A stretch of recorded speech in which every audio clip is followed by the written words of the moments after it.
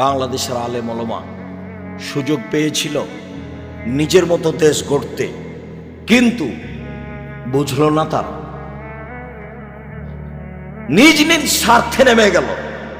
সবাই বসে, যারা মনে করে আমরা কোরআন হাদিস বুঝি, হানাফি হোক, শাফি হোক, মালিকি হোক, হাম্বলি হোক, যেই হোক না কেন, তারা যদি নিজ স্বার্থ ত্যাগ করে বাংলাদেশের মাটিতে পরামর্শের ভিত্তিতে নেতা নির্বাচন হবে, এই পদক্ষেপ যদি তারা হাতে নিত, তাহলে যারা গাদ্দারি করছে, করেছে, করবে, এরা সুযোগ পেত না। কিন্তু আমি আর আপনি তো সুযোগ নিলাম।